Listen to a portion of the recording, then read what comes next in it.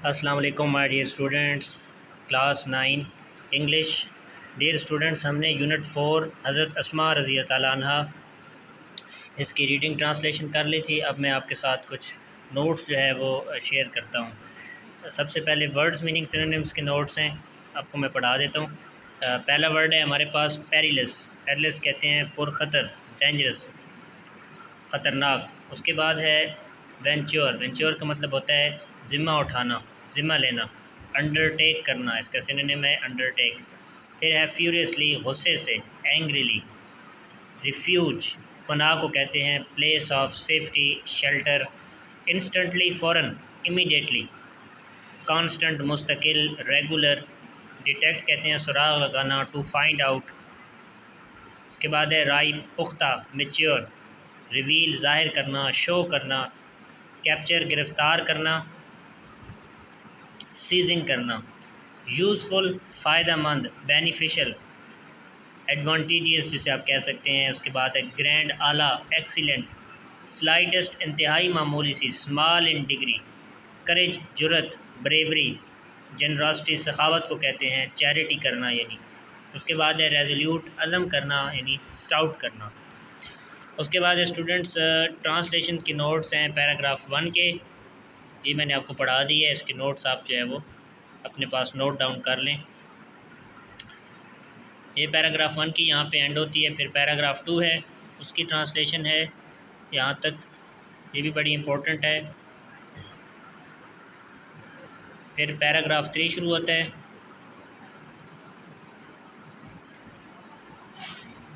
یہاں پہ پیراگراف 3 ختم ہو گیا، اور پھر پیراگراف 4 کے ہیں یہ پیراگراف نمبر 4۔ جی بک سے آپ ان کی جو انگلش میں ٹیکسٹ ہے وہ آپ وہاں سے دیکھ سکتے ہیں۔ اس کے بعد ہے پیراگراف نمبر 5، یہ 5 کے ہیں۔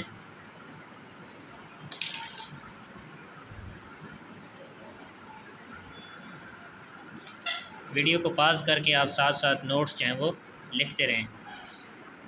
یہ paragraph number 6،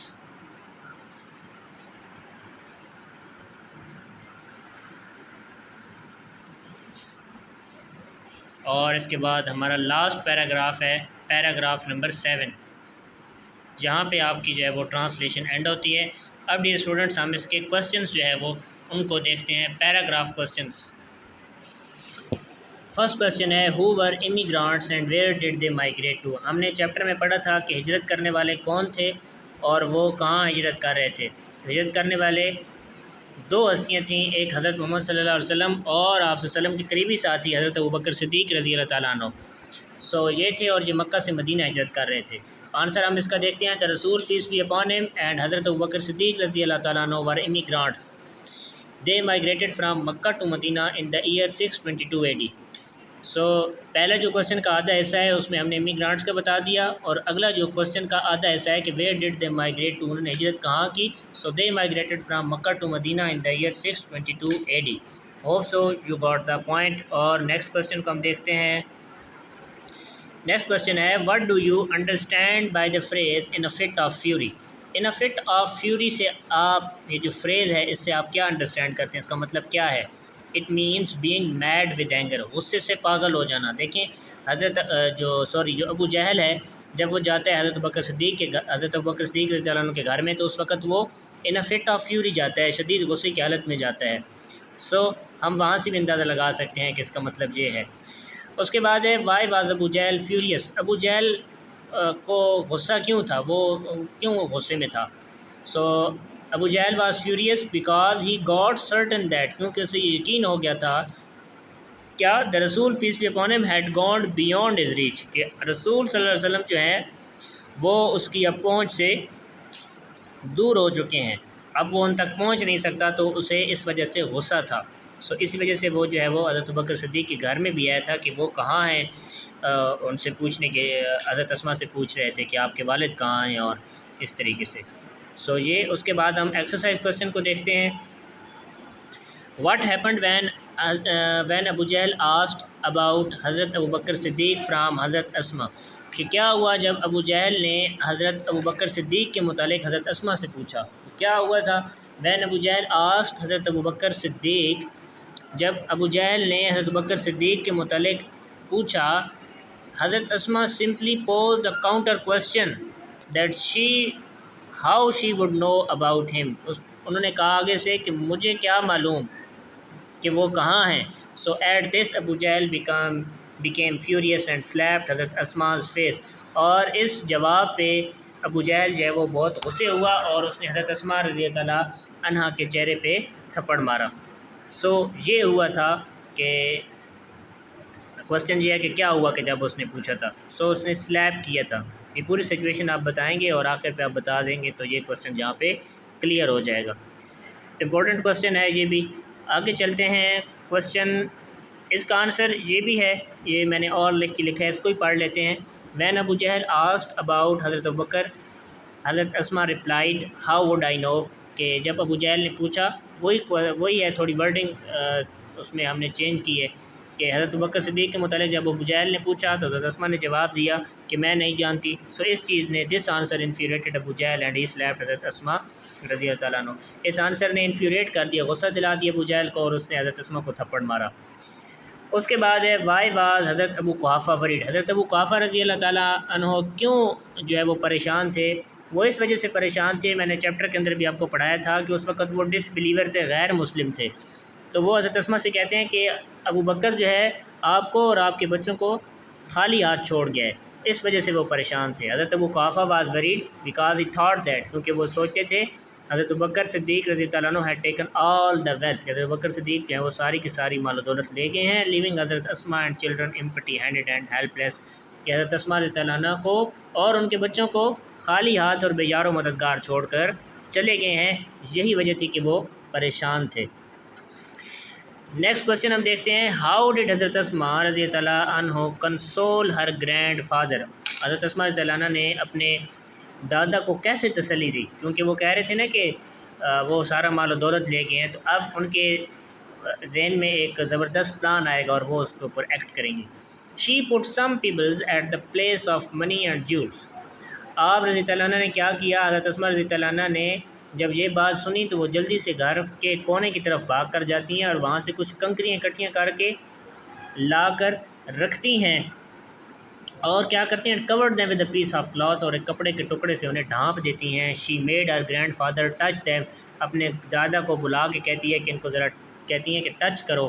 and said that حضرت Bakr Siddiq had left all his wealth at home, اور ساتھ انہوں نے حضرت اسما نے انہیں یہ بھی کہا اپنے دادا کو کہ یہ دیکھیں آپ جو میرے والد ہیں یعنی حضرت بکر صدیق ہیں وہ سارا کا سارا مال و دولت جو ہے وہ گھر میں چھوڑ گئے ہیں. سو ان دس وے شی وائزلی کنسولڈ ہر گرینڈ فادر، اس طریقے سے انہوں نے حضرت جو ہے وہ اپنے دادا حضرت ابو قحافہ کو جو ہے وہ کنسول کر لیا تھا. اس کی وجہ یہ تھی کہ وہ خود کافی بوڑھے ہو چکے تھے اور بلائنڈ ہو چکے تھے، تو انہیں نظر نہیں آتا تھا، صرف انہوں نے ٹچ کیا اور اس جگہ پہ انہوں نے وہ جا کے کنکریاں رکھی تھی جہاں پہ حضرت ابو بکر صدیق اپنا مال و دولت رکھا کرتے تھے.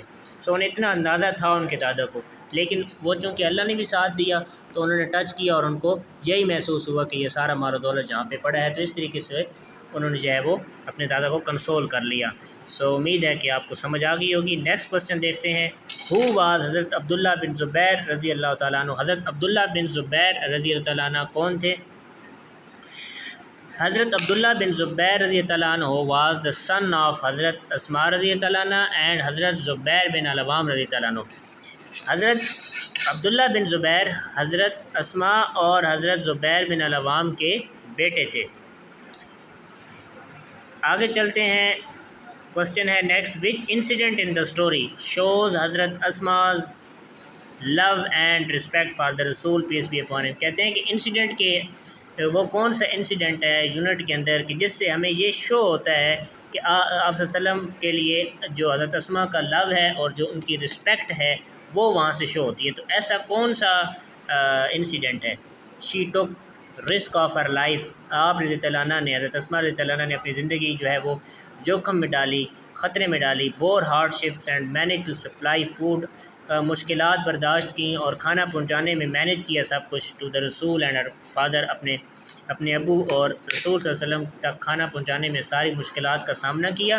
دس shows are great love and respect for the رسول پیس بی اپون ہم، اس سے آپ رضی اللہ عنہ کی جو آپ رضی اللہ عنہ جو آپ صلی اللہ علیہ وسلم کے لیے لو اور رسپیکٹ رکھتی تھیں وہ یہاں سے شو ہوتی ہے۔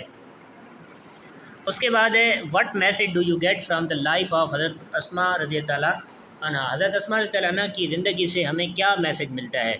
تو ہمیں یہ میسج ملتا ہے کہ we get this message from our life, یہ میسج ملتا ہے that we should face all hardships and dangerous, کہ ہمیں تمام مشکلات کا اور خطرات کا سامنا بڑے ہی کس سے فیس کرنا چاہیے؟ بریولی اینڈ کریجیسلی، بڑے ہی جرت مندی سے، بڑی بہادری سے ہمیں ان تمام ہارڈ شپس اور ڈینجرس کا، ایسی جو ہے ہارڈ شپس ہوتی ہیں، ڈینجرز ہوتے ہیں، ان کا سامنا کرنا چاہیے while following the right path, جب ہم رائٹ پاتھ کو فالو کر رہے ہوتے ہیں۔ سو اٹ مینس کہ جب آپ رائٹ پاتھ کو فالو کرتے ہیں تو رائٹ پاتھ میں ہمیشہ ہارڈ شپس اور ڈینجرز آیا کرتی ہیں۔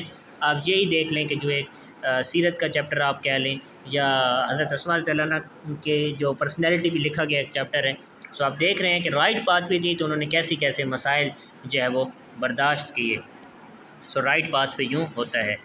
اس کے بعد ہے last question, her life would always be a beacon of light for all of us how, کہ آپ رضی اللہ عنہ کی جو زندگی ہے وہ ہم سب کے لیے ہمیشہ ایک مشعل راہ رہے گی، بیکن آف لائٹ رہے گی، کیسے؟ سو ایک تو یہ اس کا آنسر ہے، لیکن یہ کافی بڑا ہے، ہم اس کو تھوڑا شارٹ میں نے بنایا ہے، وہ یہ ہے کہ شی faced the hard ships Barelvi, کہ آپ رضی اللہ عنہ نے تمام مشکلات کا سامنا بڑی ہی بہادری سے کیا۔ She had firm belief in اللہ، آپ رضی اللہ عنہ اللہ پر بہت جو ہے وہ کامل یقین رکھتی تھیں، ان کا بہت پکا ایمان تھا اللہ پہ۔ So her life would always be a beacon of light for all of us, تو اس طریقے سے ان کی زندگی ہم سب کے لیے کیا ہے؟ ایک بیکن آف لائٹ ہے۔ سو اوکے ڈیئر اسٹوڈنٹس، باقی ورڈ سینٹینسز اور ایم سی کیوز چیپٹر کے اور ایکسرسائز انشاءاللہ نیکسٹ ویڈیوز میں۔ سو تب تک کے لیے اللہ حافظ۔